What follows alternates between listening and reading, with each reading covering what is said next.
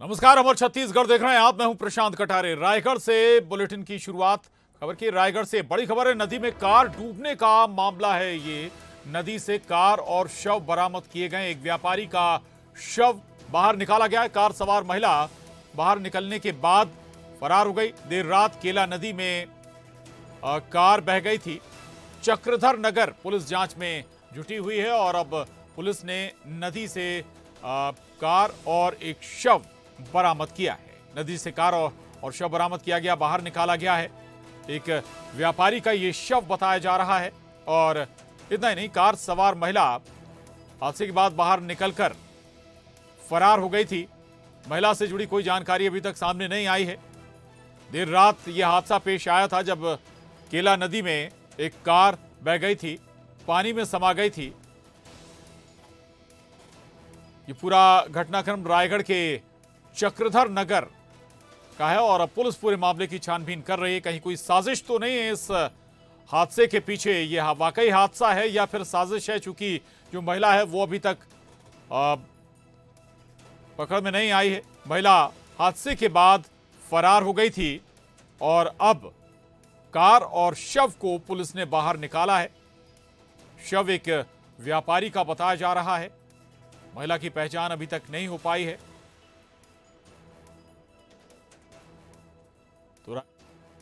और कार बाहर निकाली गई। एक बार फिर आपको बुरहानपुर लिए चलते हैं, मध्य प्रदेश के, जहां पर सीएम शिवराज सिंह चौहान पहुंचे हुए हैं। और इसलिए सुनिए।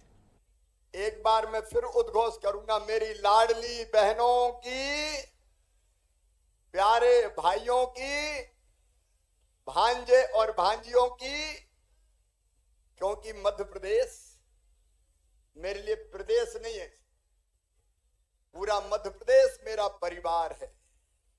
और मैं सरकार नहीं चलाता, मैं परिवार चलाता हूं। परिवार अपनी बहनों के लिए, अपने भाइयों के लिए, अपने बेटे बेटियों के लिए, सबके लिए काम करके परिवार के बेहतरी के लिए काम करता हूं। इस अवसर पर हमारे साथ यहां मंच पर विराजमान हमारे सभी प्रभारी मंत्री आदरणीय प्रेम सिंह जी, हमारे लोकप्रिय सांसद भाई ज्ञानेश्वर पाटिल जी, हमारी विधायक बहन नेपानगर से सुमित्रा कास्टेकर जी, हमारी बहन श्रीमती अर्चना चिटनीस जी, भाई देवेंद्र मोरे जी, यहाँ की मेयर बहन माधुरी पटेल जी, भाई गंगाराम मार्को जी, बहन श्रीमती सोनाली पाटिल जी, जनपद की अध्यक्ष बहन साधना बीरेन तिवारी जी, बहन भारती विनोद पाटिल जी, जिला भारतीय जनता पार्टी के अध्यक्ष मेरे साथी भाई मनोज लगवे जी, हमारे युवा नेता और नंदू भैया के चिरंजीव भाई हर्षवर्धन सिंह चौहान जी, हमारे पूर्व महापौर अतुल जी, भाई अनिल जी, भाई रामदास सिवहरे जी पूर्व विधायक, भाई दिलीप श्राफ जी, विजय जी, केशव जी, राजू जी, प्रदीप यादव जी, युवराज जी, विनोद जी और बाकी मंच पर विराजमान सभी आदरणीय साथी, नेता, पदाधिकारीगण, मेरी बहनों, मेरे भाइयों, भांजे भांजियों, भाई का दोनों हाथ जोड़ के आप सबको प्रणाम, आप सबको नमस्कार। मेरी बहनों, आज मैं बुरहानपुर आके भावुक हो गया। बहनों ने गीत भी बनाए और हाथ में आरती की थाली भी सजाई और दीपक जला के अपने भाई की आरती उतारी है। मेरी बहनों, मैं वचन देता हूं, मैं वचन देता हूं कि तुमने आरती उतार के दीपक जला के भाई का स्वागत किया है। मैं आपकी जिंदगी में कभी अंधेरा नहीं रहने दूंगा।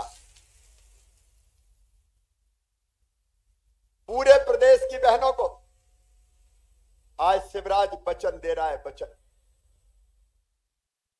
मेरी बहनों, महिला सशक्तिकरण की आवाज हूं मैं, शिवराज हूं मैं, शिवराज हूं। ये मेरे लिए कार्यक्रम नहीं है, ये मेरी जिंदगी का मिशन है। मैं अपनी बहनों में जब मैं ये कहता हूं तो अंतरात्मा से कहता हूं, मेरी बहनों, तुम ही में मुझे दुर्गा, मां दुर्गा दिखाई देती, तुम ही में लक्ष्मी दिखाई देती, तुम ही में सरस्वती दिखाई देती। आज मेरी बहनों, तुम में मैं मां शारदा के दर्शन कर रहा हूं। माता ताप्ती का आशीर्वाद भी मुझे तुम में ही दिखाई देता है। देवी विंध्यवासिनी भी मेरी बेटियों में विराजी है और पीताम्बरा माई भी आज कार्यक्रम में पधारी है। मेरी बहनों, तुम सबको प्रणाम, तुम सबको प्रणाम। जगत जननी भवानी के सभी रूपों का दर्शन अगर मैं करता हूं तो बेटियों में करता हूं, बहनों में करता हूं। और मेरी बहनों, तुम्हें सशक्त बना के, तुम्हारी सेवा करके, तुम्हारे जीवन के अंधियारे को मिटा के, तुम्हारे चेहरों पर खुशी लाके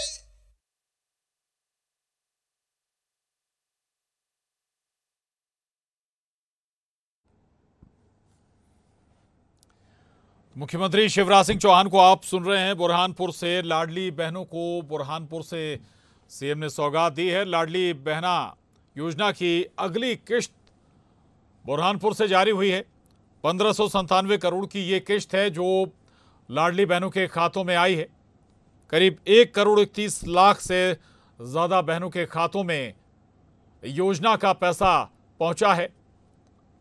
तो बुरहानपुर से ये किश्त लाडली बहना सम्मेलन के जरिए मुख्यमंत्री शिवराज सिंह चौहान ने पहुंचाई है।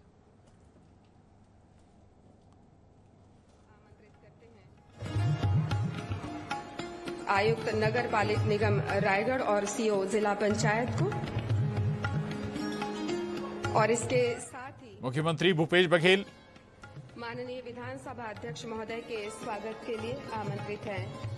सीओ जिला पंचायत आयोजन में शामिल हैं मल्लिकार्जुन खड़गे, माननीय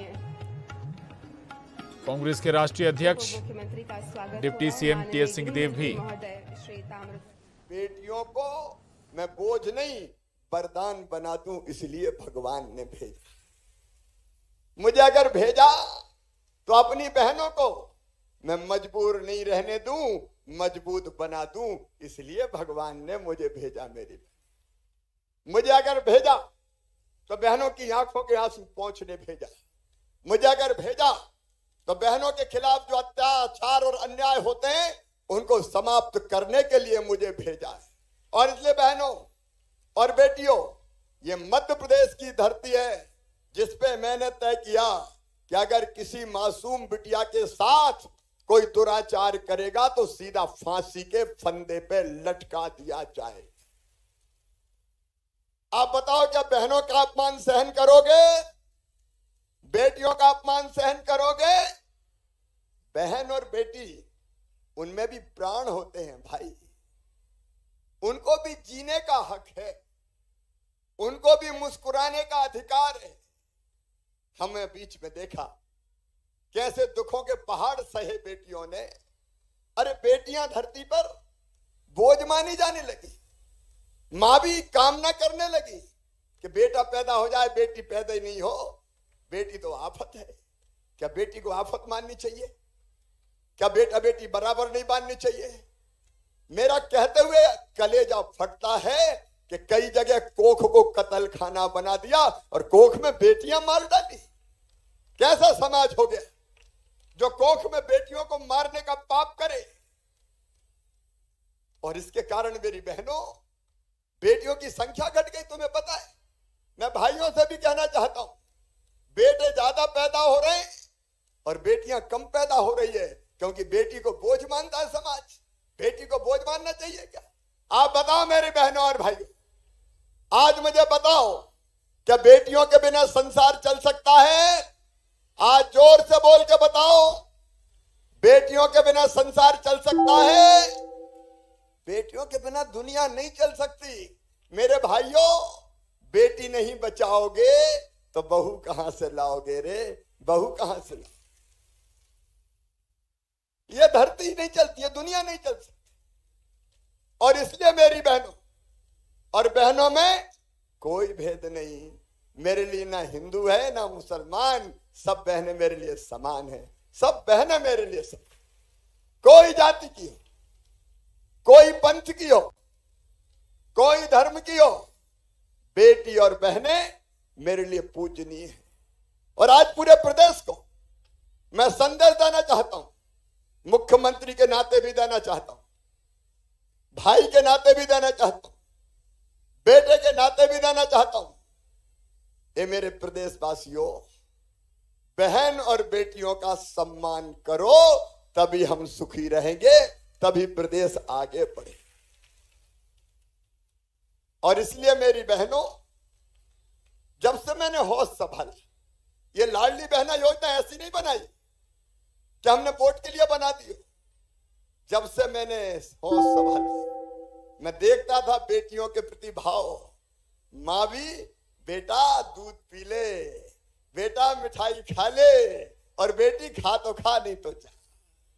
ये भेदभाव मैंने देखा बेटा बेटी में। माँ भेद करती कई बार, मेरी आत्मा रोती थी, मेरा कलेजा फटता था, हे भगवान ये भेद क्यों होता है। और तब मैं सोचता था कि ये भेद कैसे खत्म होगा। मेरी बहनों, मैंने बहनों के साथ अन्याय होते हुए देखा। अपने गांव में मैंने देखा, पति पत्नी की लड़ाई हो जाए तो डंडा उठाए मार दे पत्नी को। क्या जानवर है औरत? क्या स्त्री को सम्मान से जीने का अधिकार नहीं है? और बहन पिटे भी, और बाद में कोई बचाने जाए तो कहते हैं अरे उसका आदमी है, मारे चाहे पीटे। बताओ ये अन्याय होना चाहिए क्या बहनों के साथ? आज जोर से बताओ, होना चाहिए क्या? मेरी आत्मा रोती थी कि कब वो दिन आएगा मेरे भगवान जब बेटा और बेटी बराबर हो जाए, जब स्त्री और पुरुष बराबर हो जाए। और मेरी लाडली बहना की यात्रा उस दिन शुरू हुई। मेरी बहनों, उस दिन शुरू हुई। मैं एक गांव में एक जगह बोल रहा था जब मैं छोटा था कि बेटी को आने दो, बेटी है तो कल है। तो एक बूढ़ी अम्मा खड़ी हो गई, कहने लगी बड़ी बड़ी बात कर रहा, बेटी को आने दो। बेटी बड़ी हो गई तो शादी में दहेज का इंतजाम क्या तू करवाएगा? आ गया बात करने, बेटी को आने दो। मुझे लगा कि शिवराज बात सही है, केवल भाषण से काम नहीं चलेगा, कुछ करना पड़ेगा। और तब मेरी बहनों, मेरी जितनी हैसियत थी, मैं गरीब बेटियों की शादी करता था दोस्तों की मदद से, कि शादी तो बोझ ना बने कम से कम। लेकिन आज मुझे ये कहते हुए संतोष है कि जैसे ही मैं मुख्यमंत्री बना, आज लाडली बहना की कहानी तो मैं सुना रहा हूं। पूरे प्रदेश की मेरी बहनों, ध्यान से सुनना अपने भाई को। जैसे ही मैं मुख्यमंत्री बना, मैंने पहली योजना बनाई कि बेटियों की शादी अब सरकार करेगी, बेटी माता पिता पे बोझ नहीं बनेगी। मैंने कन्यादान और निकाह योजना बना दी। बेटी की शादी को मैंने बोझ नहीं रहने दिया। बीच में सरकार आई दूसरी, उसने जरूर योजना ठंडे बस्ते में डाल दी। लेकिन आज मैं फिर वचन देता हूं माता पिता को, चिंता मत करना, बेटियों का मामा मुख्यमंत्री है, भाइयों की शादी में तुम्हारे सिर पे बोझ नहीं आने देगा। मैं करवाऊंगा बेटियों की शादी, सरकार करेगी बेटियों की शादी। और केवल इससे काम नहीं चलेगा। मेरी बहनों, आज कहानी सुना रहा हूं तुम्हें। मेरे मन में एक विचार है, बीच में आज डिस्टर्ब मत करना भाई, मैं बाद में मिलूंगा। मैं बोल रहा हूं अभी बीच में डिस्टर्ब मत करो, मैं अंतरात्मा से बोल रहा हूं, बाद में मिलूंगा। और कोई बीच में ना टोके, आज मैं नहीं बोल रहा, आज मेरी आत्मा बोल रही है। मेरे दिल में जो भरा है आज निकाल लेने दो। मेरी बहनों, मैंने सोचा कि बेटी जब तक बोझ मानी जाएगी, लड़की को पैदा नहीं होने देंगे लोग। और इसलिए मेरे मन में यह बात आई कि बेटी को लखपति बनाना चाहिए। मध्य प्रदेश की धरती पर बेटी पैदा हो तो लखपति पैदा होनी चाहिए। और मैं तुम्हें सुना रहा हूं, मैंने बुलाया अफसर कि बेटी को मुझे लखपति बनाना है, तो हंसने लगे। अरे बोले बेटी लखपति कैसे बन जाएगी? मैंने कहा बहुत आसान तरीका है, बेटी के पैदा होते ही सरकार के खजाने से पैसा निकाल के बेटी के नाम पे जमा कर दूंगा। इतने जमा कर दूंगा कि 21 साल की होगी तो 1 लाख से ज्यादा मिल जाएंगे, बेटी लखपति बन जाएगी। बोलो सही बात है कि नहीं? आज भाई बहन बात करें, सही बात है कि नहीं? और इसलिए लाडली लक्ष्मी योजना बना दी। आज तुम्हें पता मेरी 46 लाख लाडली लक्ष्मी बेटियां हैं, 46 लाख, जिनको गोद में खिला के मैंने बचत पत्र दिए थे, वो कॉलेज में पहुंच गई और जैसे मामा मामा कह के चिल्लाती है तो मेरा रोम रोम पुलकित हो जाता है। मुझे कितनी खुशी मिलती है मैं बता नहीं सकता। अभी इंदौर में एक सभा में बेटी घूम रही थी, मामा मामा इधर से उधर इधर से उधर, मेरी नजर नहीं गई तो वो अपनी मां से कहने लगी मामा तो मिल ही नहीं रहे, मामा तो मिल ही नहीं रहे। इतने में मैंने आवाज सुन ली और मैंने दोनों बाहें फैला, कहा आजा मेरी बेटी। ये बेटी नहीं मेरे लिए देवी, इसलिए मैंने लाडली लक्ष्मी योजना बताई। और मेरी बहनों, इस मंच पर भी मेरी जनपद अध्यक्ष, नगर पालिका अध्यक्ष, बाकी बहनें बैठी है, मेयर भी बहन है। आज मैं कह रहा हूं ये बहनें इसलिए इस मंच पर बैठी हैं कि मैंने मध्य प्रदेश की धरती पर चुनाव में बहनों को रिजर्वेशन दिया कि आधी सीटों पे केवल बहन चुनाव लड़ेगी, वहां भाई खड़े नहीं हो सकते। आज मुझे ईमानदारी से बताना, अगर मैं आधी सीटों पर बहनों के लिए रिजर्वेशन नहीं देता, क्या भाई खड़े नहीं हो सकते? तो बताओ इतनी बहनें चुनाव लड़ती क्या? जोर से बताओ। नहीं लड़ने देते। घर में बैठ, रोटी बना, चूल्हा जला, 50 आदमी आ रहे खाएंगे, चुनाव तो साफ लड़ेंगे। मेरी बहनों, हमने तय कर दिया, ये सौभाग्य है मेरा कि आधी सीट पे केवल मेरी बहनें चुनाव लड़ेगी, वहां भाई चुनाव नहीं लड़ेंगे। तो मेरी बहन माधुरी मेयर बैठी नहीं, अतुल भाई बैठ जान देते? ये नहीं हो सकता। ये इसलिए किया कि मेरी बहन राजकाज भी चला है, ये आगे बढ़े, इनके हाथ में सरकार आएगी तो ये बेहतर ढंग से काम कर पाएगी। और इतना ही नहीं, ये पुलिस वाली बेटियां देख रहे हो ना बीच बीच में, पहले होती थी क्या इतनी भर्ती पुलिस में? मेरी बहनों, ये मैंने तय किया कि पुलिस में भी 30% भर्ती बेटियों की करूंगा, कम से कम 30% भर्ती। बोलो पुलिस में बेटियां होनी चाहिए कि नहीं? जोर से बोलो। क्यों बेटी पुलिस वाली नहीं होगी? अरे बहन के साथ कोई अन्याय करे तो कम से कम बेटी पुलिस वाली होगी तो दिल की बात कह तो देगी। आदमी के सामने तो कह ही नहीं सकती बेचारी, आदमी के सामने दर्द ही व्यक्त नहीं करती। और इसलिए, और अब सुनो, 35% बेटियों की भर्ती पुलिस में करूंगा, 35% बेटियां पुलिस वाली होंगी। और वो गुंडों का मुकाबला भी करेंगी, गुंडों का मुकाबला करके उनको ठीक भी करेंगी। और केवल इतने नहीं, शिक्षकों में 50% भर्ती बेटियों की। और एक काम और आज मैं दोहराना चाहता हूं, मेरे भाइयों तुम भी सुनना, मुझ पर गुस्सा मत होना। संपत्ति कौन के नाम खरीदते थे?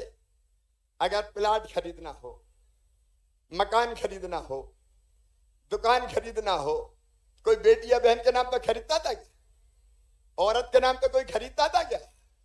मैंने एक तरकीब भिड़ाई, मैंने कहा बहन या बेटी के नाम पे खरीदोगे तो स्टाम्प शुल्क 1% लगेगा, और आदमी के नाम पे खरीदोगे तो 3% लगेगा। और तरकीब काम आ गई।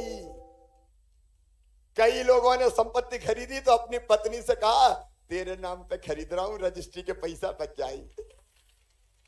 बजाओ ताली जोर से। अरे इसी बहाने मेरे नाम, मेरी बहनों के नाम पे मकान दुकान हो जाए यार। एक एक चीज मैंने करने की कोशिश की, एक एक चीज करने की कोशिश की। ये दारू की दुकानों के बगल में हाथे पीने के, वहां दारू पिए और वहां से डोलते डालते निकले और बहन बेटी को छेड़े। और इसलिए हमने तय कर दिया, मध्य प्रदेश की धरती पर कोई शराब का अहाता नहीं होगा। सारे मैंने कहा बंद करो, कोई दारू का अहाता नहीं। और अगले साल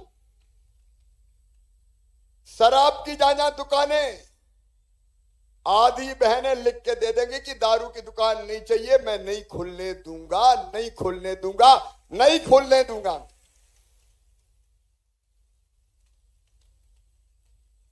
बहनों की जिंदगी सवार। मेरी बहनों, ये सब इसलिए कि तुम बदलो, तुम्हारी जिंदगी बदले और हम और तुम मिलके जमाना की धार बदल दें, बहन और बेटियों की इज्जत हो। ये लाडली बहना योजना क्यों मैंने लाडली बहना योजना बनाई? कोई वोट के लिए बनाई क्या? नहीं मेरी बहन, यहां दिल में तड़प थी मेरे सीने में। मेरी गरीब बहन 1000 रुपया की जरूरत पड़ जाए हाथ पसारती थी, दे दो। कई बार घर वाले भी नहीं दे, परिवार वाले भी नहीं दे, रिश्तेदार भी नहीं दे। 1000 की 2000 की जरूरत पड़ जाए, बेटा बेटी कोई चीज मांग ले, पैसा नहीं होता तो आत्मा रोती थी, काश मेरे पास पैसा होते तो बेटी को फ्राक दिला देती, कपड़े दिला देती, गुड़िया ले आती, आइसक्रीम खिला देती, उसकी जरूरत पूरी कर देती। 1000 रुपए के लिए तरसती थी। क्यों मेरी बहनों को 1000 रुपए के लिए तरसना चाहिए क्या? सुनो जमाने वाले, आज पूरी दुनिया को मैं कहना चाहता हूं, मैं पुरुषों को भी कहना चाहता हूं, बताओ भगवान ने धरती क्या बहनों के लिए नहीं बनाई क्या? ये पानी, ये हवा, ये जल, ये जमीन, ये जंगल, ये खदाने क्या बहनों की नहीं बनाई उसने? अरे उसके लिए भी तो बनाई होगी जब पैदा किया, और तुम उसके हिस्से में कुछ देते ही नहीं हो। और इसलिए मैंने तय की कि शिवराज ऐसी योजना बना कि बहनों को एक एक पैसे के लिए तरसना नहीं पड़े, उनकी व्यवस्था हो जाए, उनकी व्यवस्था हो जाए। और इसलिए जब मैंने तय किया तो लोगों का मर जाएंगे, ये तो फ्री में बांट रहा है, पैसा कहां से लाएगा? तो सुनो, जो कहते हैं कि फ्री में बांट रहा है, मैं बांटूंगा डंके की चोट बांटूंगा। ये फ्री नहीं, बहनों का हक है, बहनों का अधिकार, हक है उनका, उनका हक दे रहा हूं। क्यों परेशान हो भाई? और उनको भी जीने दो, उनको भी मुस्कुराने दो, उनके बाल बच्चों को फलने दो, फूलने दो, उनके चेहरे पर मुस्कुराहट आने दो। तुम्हें तकलीफ क्या है?